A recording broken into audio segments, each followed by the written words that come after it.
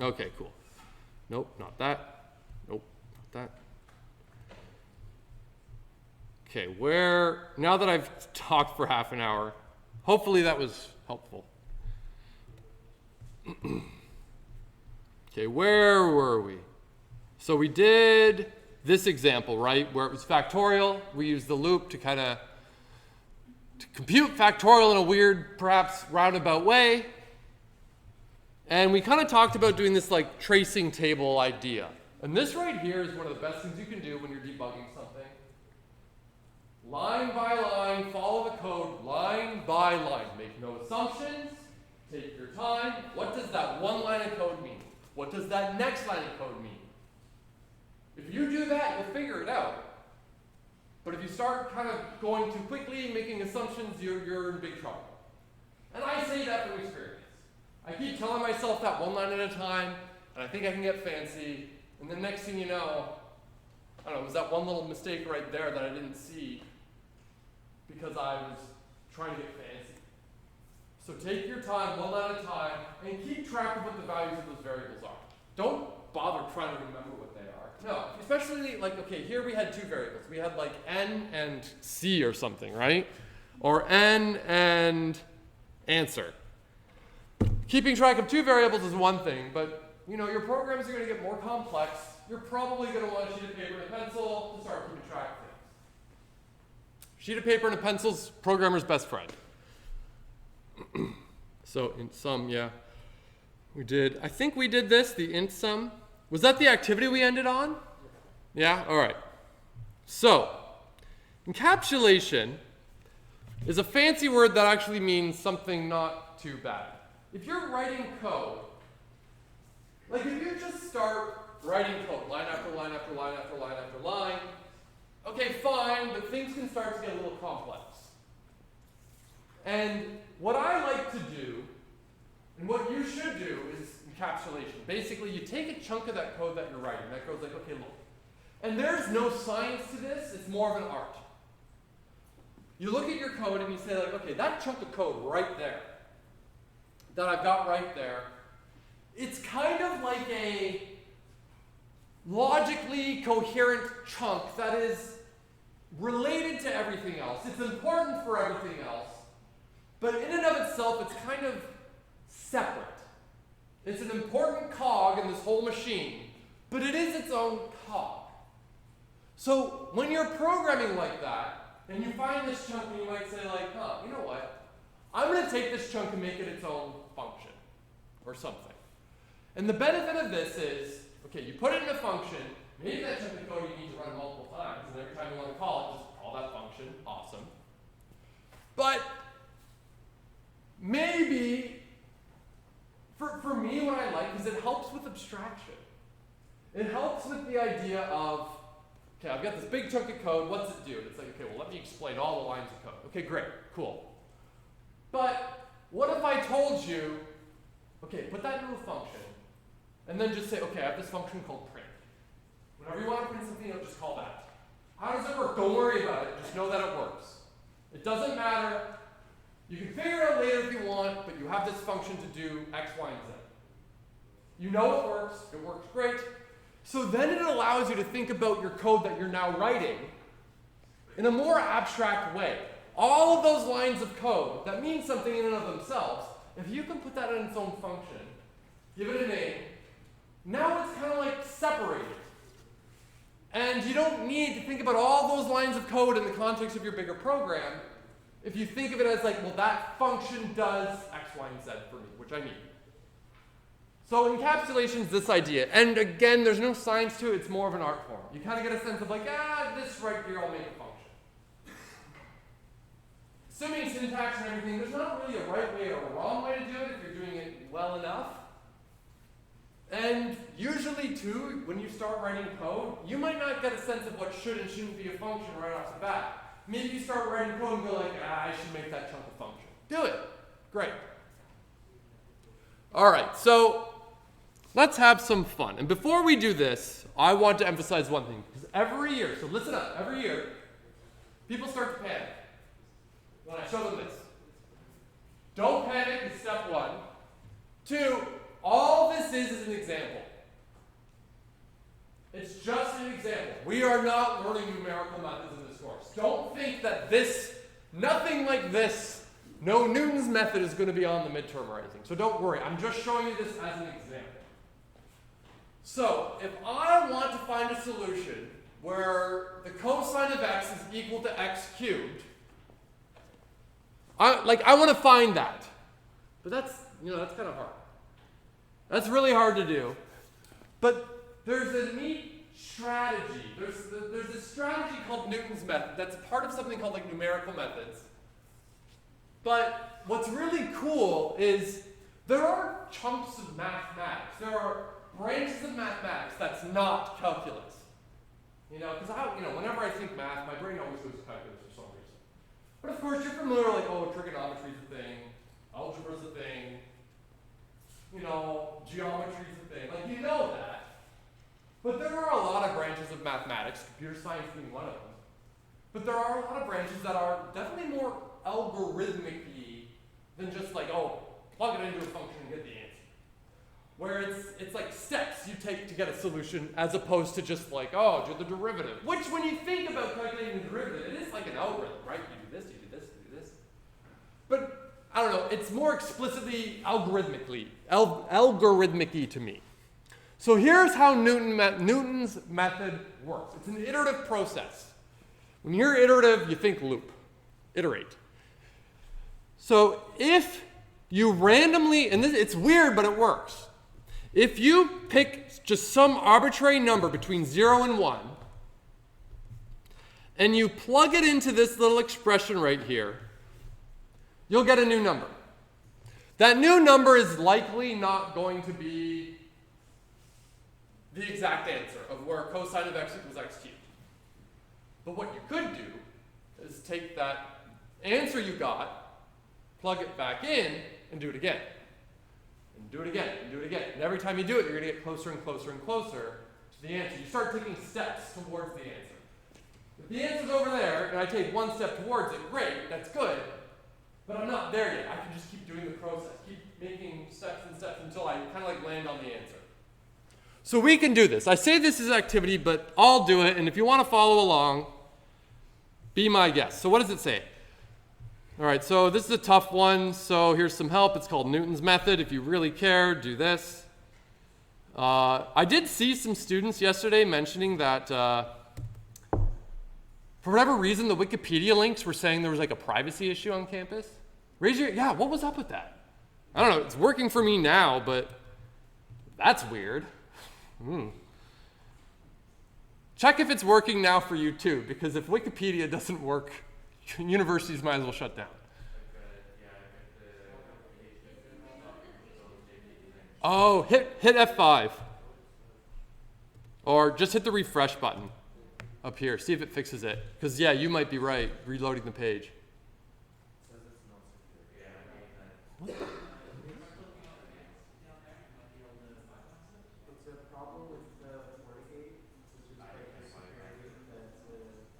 the VPN thing?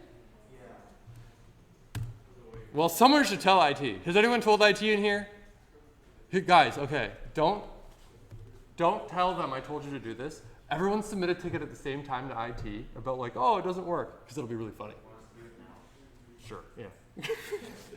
I think it'll be funny if like 80 students just like, Wikipedia doesn't work. I don't know. Don't tell them I told you to do that. Don't send them this link. Anyways. Fortunately for me, some reason Wikipedia works. If Wikipedia doesn't start working on a university campus, we're all screwed. All right, so here's the idea. Here's the algorithm. Pick a value of x between 0 and 1. Compute this, x minus the cosine of x minus x cubed minus the sine of x minus 3x squared, or divided by the negative sign. The answer to the equation is an approximation of the solution. It's not going to be very good. Set x equal to the new approximation, plug it in again, keep doing it over and over and over.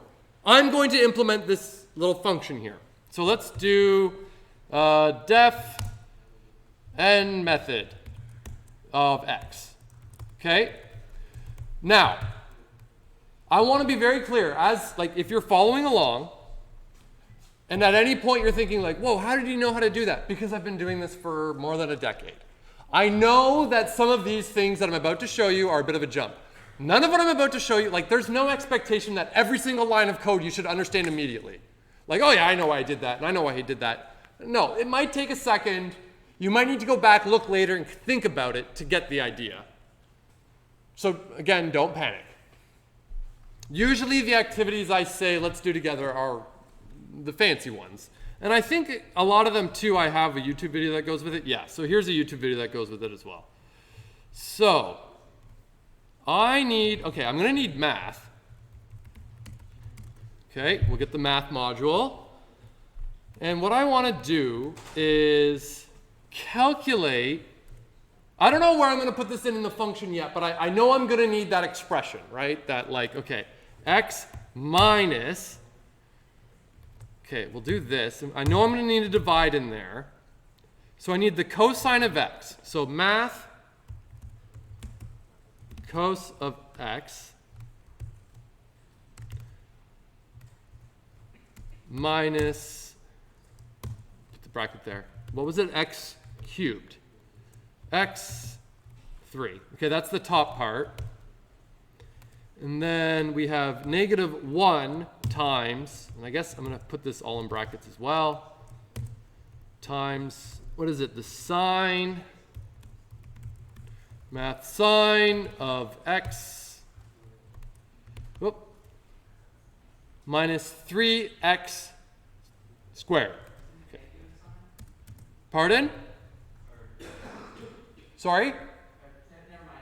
Yeah. Usually, I think you can actually do this. I think in Python, in a lot of languages you can't. But if you do this just -1 times, it does it. And it's kind of funny because sometimes when you're programming, you think like, well, how the heck am I going to do that? How am I going to make it a negative? And then I tell you like, oh, just multiply by -1. Your reaction likely is like, oh yeah, obviously. But it's not obvious right off the bat because you're getting used to it, because you're learning like what can and can't I do in Python. Because I could stand here and be like, oh, just make a new variable, just do this, that, and the other. But then you might have 1,000 other questions about like, well, why can't I do this, that, and that, and that? Right? So if at any point I make it seem like, oh, just do this, that doesn't mean that you should have necessarily known that off the bat. You're still learning about what you can and can't do.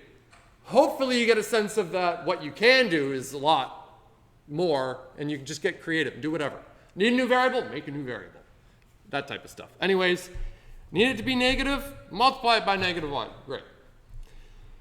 So sine of x minus 3x squared. 3 times x squared. I will warn you, a lot of people might do this. I do this every so often where you're like, well, it's 3x, right? Now, Python's too dumb for that. You need to say 3 times x. You need the times there. If you ever see something about like, oh, literal's not a function, it's not callable, look to see if you've got like a 3. Here, let me show you. What happens if I do print, okay, x equals 6, print 3x. Connecting. All right, okay, here it's just saying invalid syntax. Oh yeah, I have to multiply it. So just be warned. Okay, I think this is all right, but I want to make sure I got the right number of parentheses. So there's that, then there's all that. Okay, I think, so that's that. And that's, oh, I need one more here.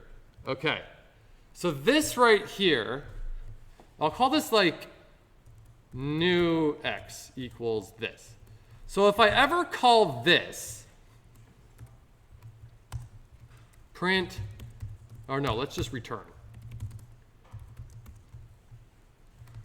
Okay, we'll run this. Okay, it's not unhappy. So if I say n method of 0.5, right? I need just some arbitrary number between 0 and 1, and I hit run. We jump up to 1.112. Okay, so what happens if I make this 1.112? Oh, 0.9096. 0.9096. Okay, you know what, here, I'm just going to copy this. Copy, paste. Oh, it didn't change that much, but it did change it a little, it looks like. All right, we're getting closer. Instead of 0.865477, this is 0.865474. No. 547403. 310. Oh, look at this. We're getting closer and closer, though.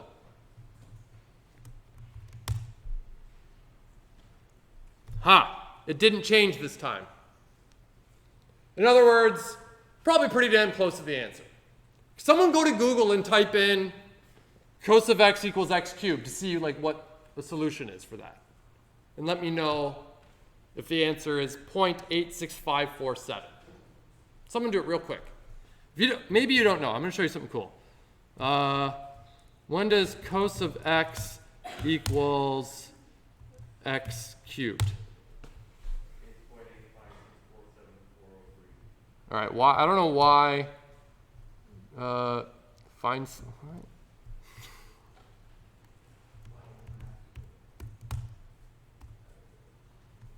All right, I don't know why that's not working. But what did you say it was? Yeah, back way I can answer, but it's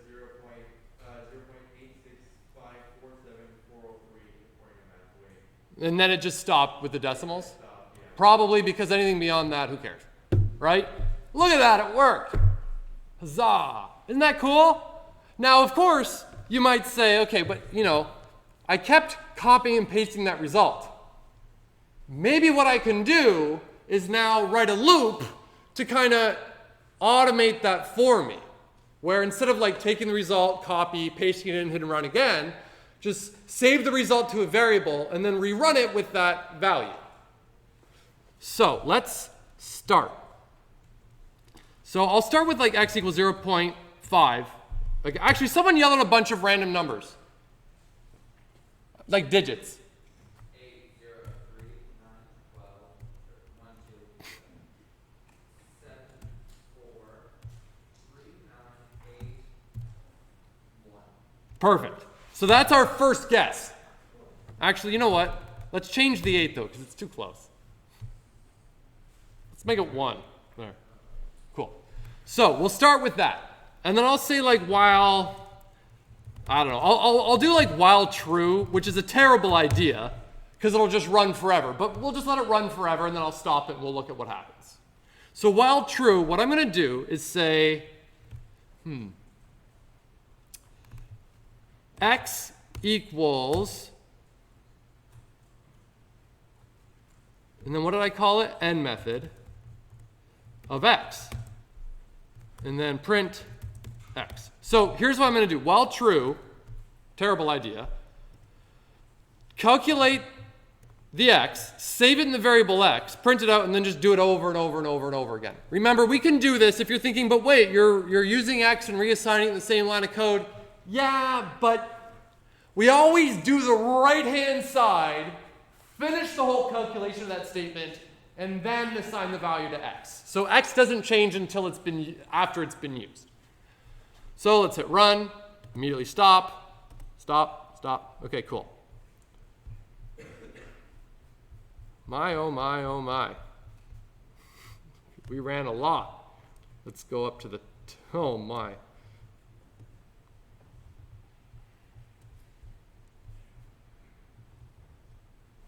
Where the heck? All right, well, there it is. Nowhere near where it needs to be.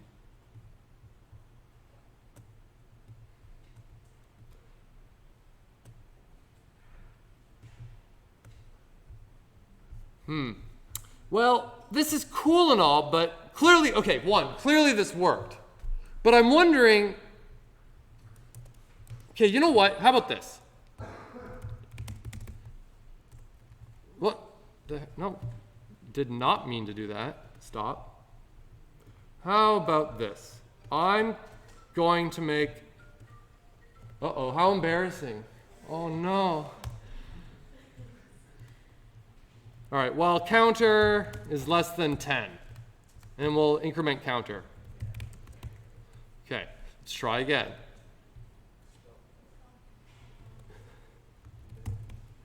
There. Cool, there we go. So actually, look, when I made it 10, it doesn't actually look like it's like converged yet. I use the word converged to mean kind of like settle in somewhere. You can sometimes think of it, imagine you had like, I don't know, like why can't I think right now? I don't know, a bed sheet that you and your friends are holding and there's a bit of like a slack in the middle. If you drop a ball, it's gonna go kind of like whoop, whoop, whoop, whoop, and like settle in the middle. That's kind of what's happening here. So if we do this, I made it 10, let's make it like 20, see if it, okay, good, there. It looks like it's converged around here. But at the end of the day, if I do this, let's see what happens now. Holy, like I haven't converged yet. So does anyone have an idea on what I can change about my loop to ensure that, one, it'll run until it's done, and like when I say done, it's converged. Does anyone have any idea on what I can do?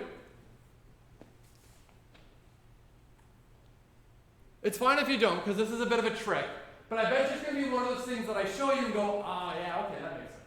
You have an idea? I got no idea. Okay. You know what, let's not, just because we're running out of time, I'll show you. Here's what I'll do. I will say old x equals x, calculate that. I'll start with old x equals 1 or something, right? And what I can say is while old x does not equal x. Basically, if the last time I did the calculation, the x and the previous x, the old x, are the same, it will stop. Well, they're not the same, it'll keep running. What? Old. Look at that, it worked. And we see like 2 of the same values pop up, but of course, what I'm doing right now is kind of risky because I'm comparing floating point numbers, and you might remember my little rant about that. So the trick is to take the absolute difference and check if that absolute difference is less than some arbitrarily small number. Run. What? If it's less than that, oh, I guess if it's greater than that, that's when I want to run it. And yeah, I guess it stopped there because I guess it was smaller than that difference. Anyways, isn't that fun? If you don't, if some of this made sense but not all of it, take the time, watch the YouTube video, think about what it is, because it shouldn't come naturally immediately. If it does, cool. If it doesn't, you're normal. I'll see you later.